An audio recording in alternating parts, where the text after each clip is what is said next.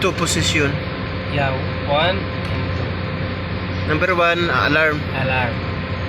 Number 2. Position number 2, is trip. When the air, when there is an air. They will give you an initiator alarm. Second, they will give you a trip.